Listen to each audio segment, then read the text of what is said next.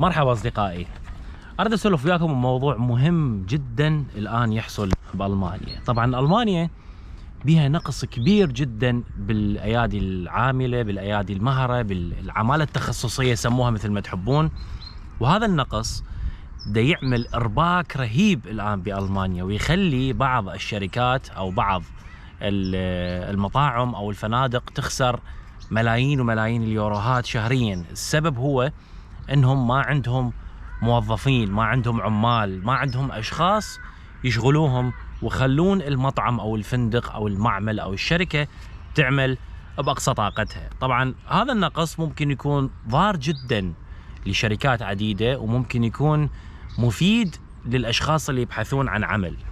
طيب ليش يكون مفيد للاشخاص اللي يبحثون عن عمل؟ الجواب بسيط، لان بسبب هذا النقص دا تزداد المغريات بالوقت الحالي، يعني يتم تقديم امور كثيره للاشخاص حتى بس يتقدمون للوظيفه، حتى بس يعملون بالشركه، حتى بس اصحاب الاعمال يسدون النقص الموجود عندهم باماكن العمل. يعني مثلا اذا 10 شركات تريد توظف محاسب بمنطقه معينه، محاسبين قليلين، فاللي يصير انه الشركات تبدي ترفع العروض، تزيد المغريات، تزيد الراتب. هذا هو اهم شيء يهم الناس، اهم شيء بالحياه هو الراتب، يعني اهم شيء ترتاح بعملك وراتبك يكون عالي. فبهاي الطريقه لما الشركات تبدي تزيد المعاشات على المحاسب، او يعني بالاعلانات تزيد المعاش على المحاسب، راح يصير دافع اقوى للتقدم على الوظيفه. بالنسبه لمجال العمل بالمطاعم والفنادق او مجال الجاسترونومي، وهذا اللي راح يعني نتطرق له بهذا اليوم، هذا بمشكله صعبه انه تنحل.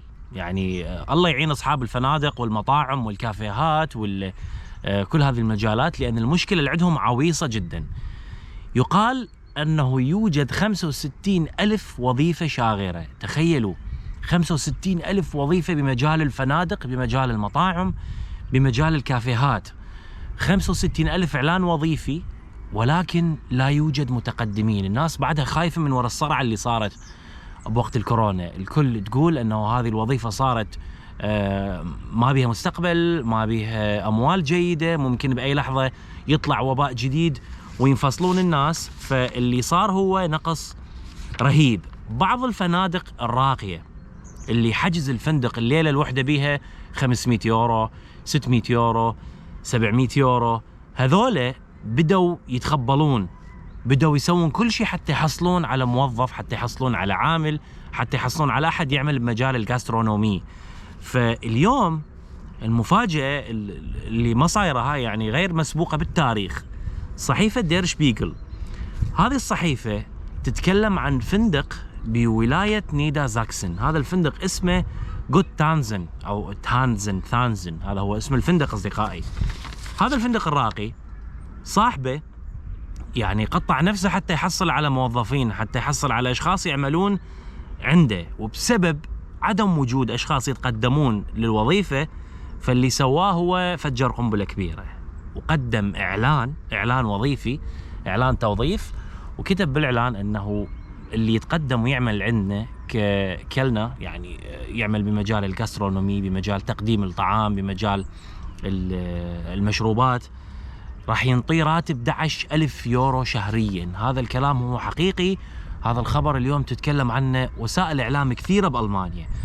بعض المطاعم وبعض الفنادق الراقيه، مثلا مطعم انت تاكل يمه معكرونه او سباجيتي ب 40 يورو، هذا المطعم اكيد يعني يربح ربح كبير، لانه انت كيس السباجيتي بالاسواق بالسوبر ماركت تحت ال1 يورو، فتخيل هذا كم من الاموال يربح. فهذه الفئة من المطاعم الراقية، الفنادق الراقية، ذولا هم أكبر الفئة المتضررة من مشكلة نقص العمالة المهرة بألمانيا، وذولا دا يسوون المستحيل بالوقت الحالي حتى بس يحصلون على شخص يجي يشغل الفراغ الموجود بالوظيفة اللي هم يحتاجوها. فمثلا بعض المطاعم، بعض الفنادق تقدم عروض، مثلا قدم عندنا توظف تحصل على 11,000 يورو بالشهر، تحصل على مثلا مبلغ مالي هديه، بس الواحد يقدم على الوظيفه تخيلوا ينطوا هديه 5,000 يورو. هذا الكلام يعني جنوني، هذا الكلام صعب.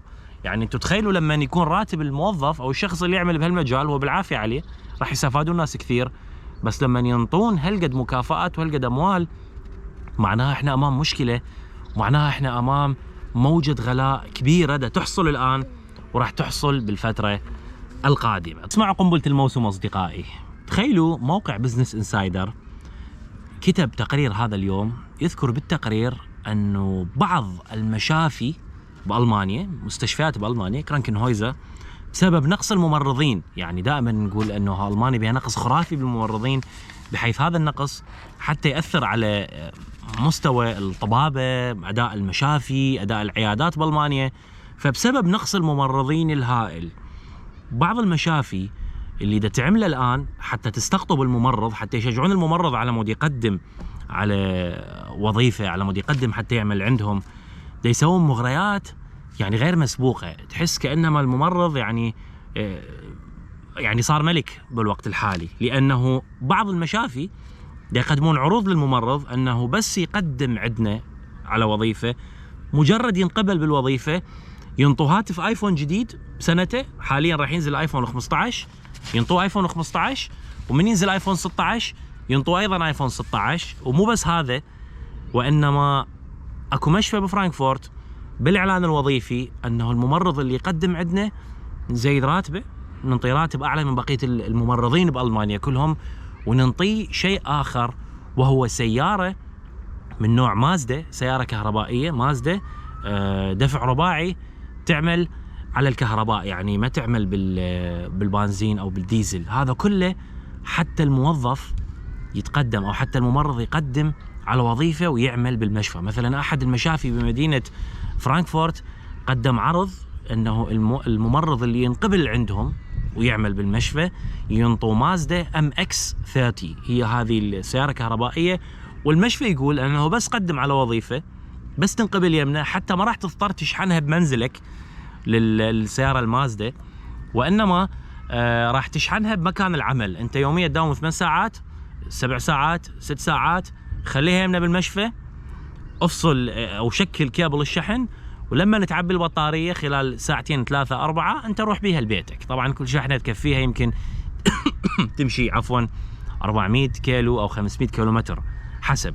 طبعا هذا الكلام هو بمشفى اسمه كلينيكوم شافنبورغ. هذا يعني صدمه كبيره ما صايره بالتاريخ. احنا كناس عاديين يعني المفروض يعني ما نفرح بهذا الامر، لان هذا معناها الخدمه الطبيه حتكون غاليه، حتكون مكلفه جدا، ما راح نقدر نتمكن من تسديدها.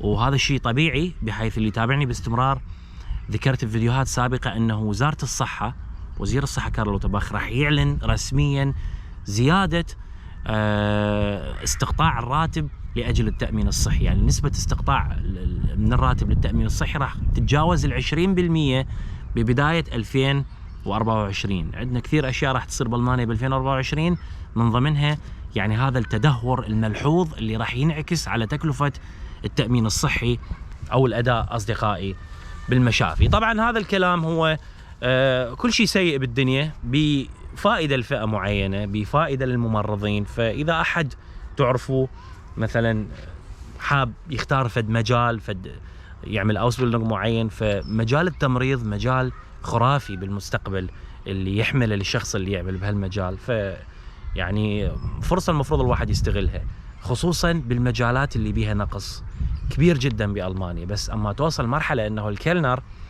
يقدمون اعلان انه قدم يمنا تحصل 11,000 يورو، فهذا يعني مأساة كبيره. خصوصا بالسنه الجايه راح تزداد ضريبه القيمه المضافه على مجال الجاسترونومي، وراح يعني تنتهي 7% وراح ترجع الى 19%، وهذا قد يعني زياده كبيره بكل شيء نشتريه من المطاعم، كل شيء نشتريه من الكافيتريات، كل شيء تشتريه من مكان اللي هو ما عدا السوبر ماركت وما عدا اللي تاكله واللي طبخه بالمنزل. فان شاء الله اصدقائي كنت قدمت معلومات يعني تفيدكم. هذه مجالات واعده، فاللي يدور على مستقبل، اللي يدور على مدخل مادي جيد، هذه الفرصه امامك. شكرا لكم اصدقائي، ونلتقي بفيديو اخر. مع السلامه.